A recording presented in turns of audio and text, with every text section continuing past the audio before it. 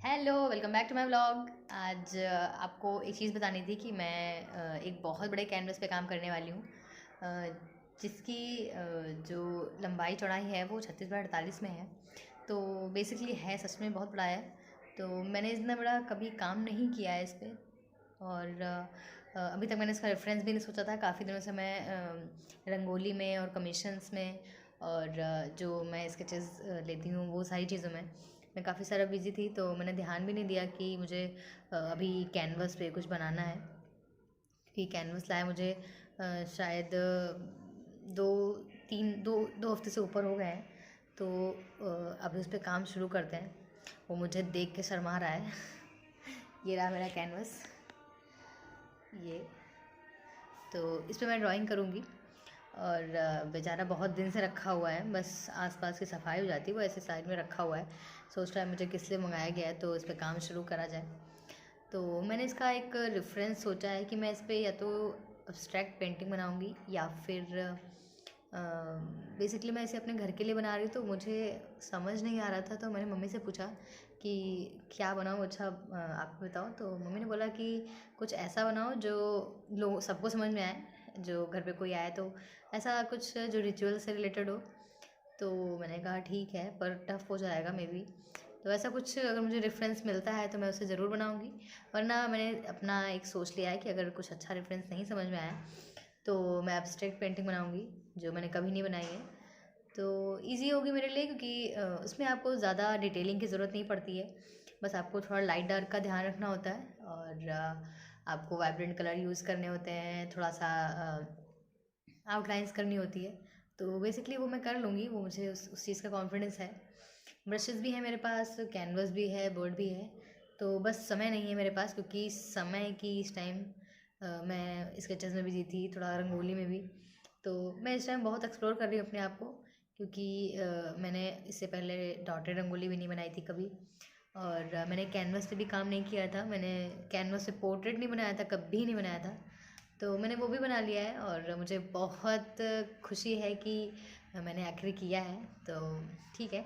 और इसके बाद वाला जो मैं वर्क करूँगी, मैं बहुत जान डालने वाली हूँ, क्योंकि मैं इसके बाद तो जो पोर्ट्रेट बनाऊँगी वो पूरा एक पोर्ट्रेट जो किसी का पूरी तरह ही मैच करेगा।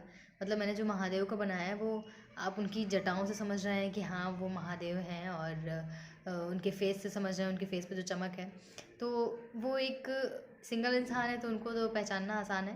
पर एक जो स्केच में जो मैं पोर्ट्रेट्स अपने पेंसिल पेपर पे जो बनाती हूँ, मैं एज इट इज़ वैसा बनाती हूँ, तो लोगों को लगता है हाँ वो वही इंसान है। तो मुझे बिल्कुल वैसा पोर्ट्रेट ड्रॉ करना है अब कैनवस पे, जो थोड़ा सा क्यों कहें, बहुत ट्रिकी है। इतना इजी नहीं होगा, आई नो, पर ठीक है। मैंने कुछ ड्रॉ किया है तो मुझे थोड़ा कॉन्फिडेंस है अब कि कर लूँगी यार, कैसे भी थोड़ा बहुत ख़राब ऊपर नीचे होगा ना, इससे ज़्यादा क्या होगा।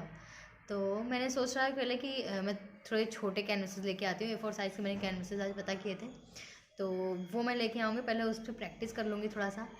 तो पहला पोर्ट्रेट मैं उस पर बनाऊँगी, उसके बाद मैं कभी बड़े कैनवसेस पे ट्राई करूँगी, क्योंकि फटाफट से आपको स्विच करना इतना सही नहीं होगा। तो इतना रिस्क नहीं लेना है, क्योंकि आर्ट सप्लाईज बहुत कॉस्टली आती हैं, बहुत ज़्यादा। तो ये आप कभी सर्च करना टाइम निकाल के।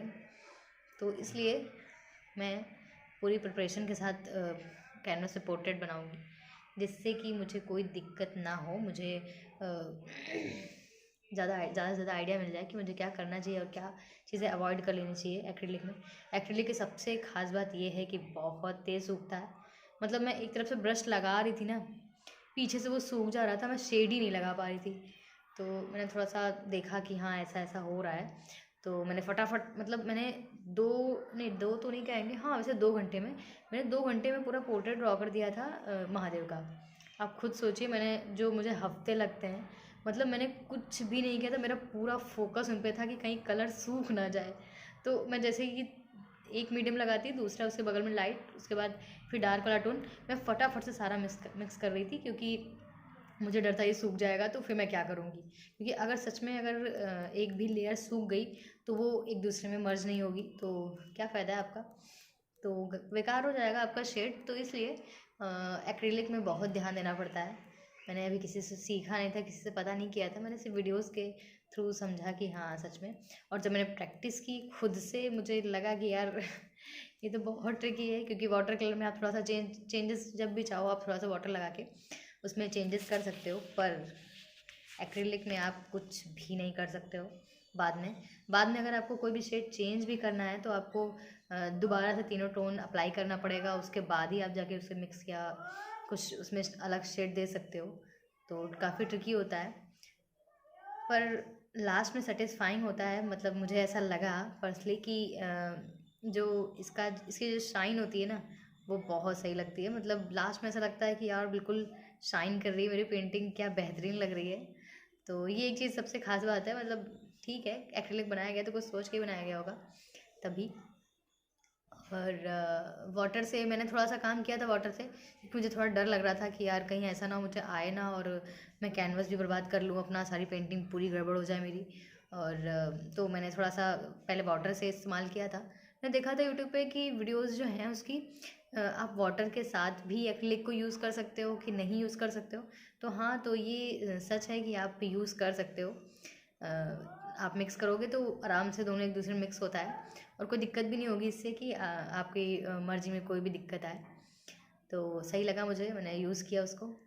और अभी तक मेरा थोड़ा सा बचा हुआ है कैनवस, उसको फिनिश कर लेंगे आज या कल में, क्योंकि मुझे टाइम नहीं मिल पा रहा है। मैं सच बताऊँ तो मैं बहुत टाइम निकाल निकाल के सोच रही हूँ कि मैं और क्या करना है, कैसे मैं अपना टाइम मैनेज करूँ।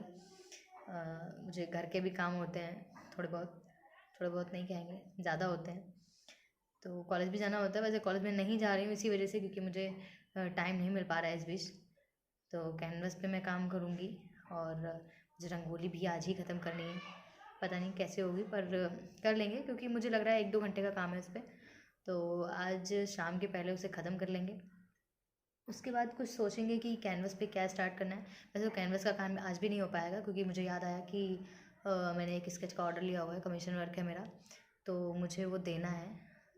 तो उसे मैं 25 तक देना है, मैं उसे पहले उससे कर लूँ, वरना वो रह जाएगा तो मैं एन मोमेंट में फिर मेरे पास वही वही टेंशन हो जाती है लास्ट में कि यार फटाफट से फिनिश करना है, फिर रात में जगना पड़ता है, और पूरा पूरा दिन लगे रहो तो फिर बैक पेन भी हो जाता है। मतलब मुझे लग रहा है बैक पेन का ध्यान तो हर एक आर्टिस्ट को रखना चाहिए, क्योंकि अगर आप कंटिन्यू काम कर रहे हो ना तो आपका बैक तो दर्द होना होना है, कंफर्म है इसमें।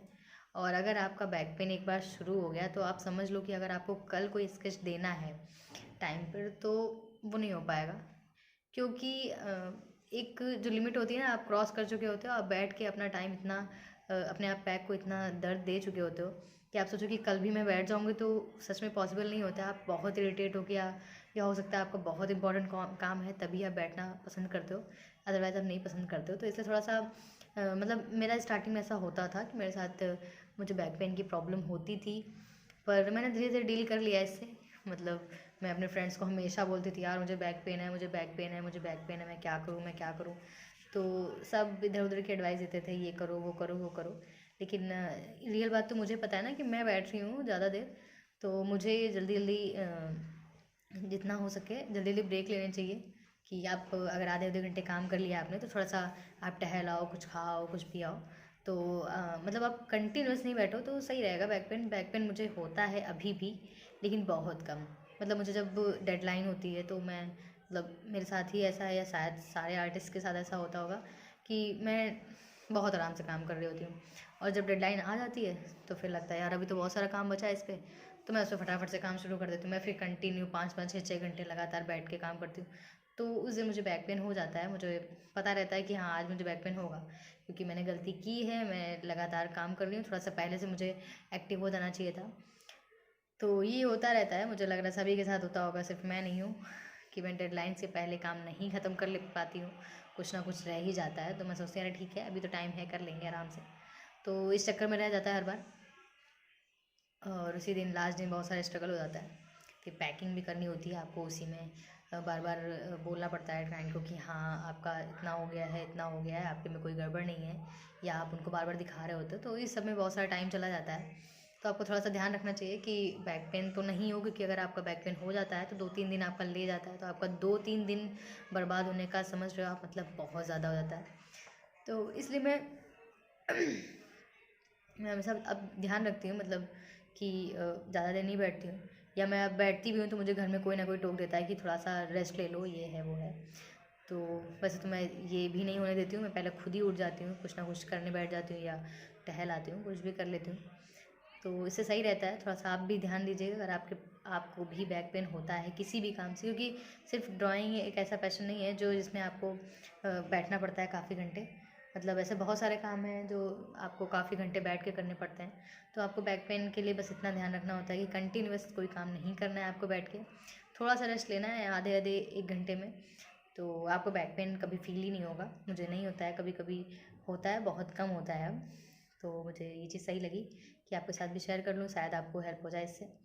तो अब मैं इसके बाद पहले रंगोली फिनिश करूँगी, मुझे थोड़ा सा घर का भी काम है, मैं उससे फिनिश कर लूँगी, उसके बाद रंगोली फिनिश करूँगी। तो उसके बाद मैं आज शाम को मे बी इसकी शाम को तो नहीं डाल पाऊँगी, क्योंकि रात में वीडियोज़ को रिकॉर्ड करना थोड़ा सा क्वालिटी की बात हो जाती है, क्वालिटी अच्छी नहीं आती। तो मैं इसे मॉर्निंग में शूट करूँगी और रील्स बना के इसे अपलोड कर दूँगी इंस्टाग्राम पे।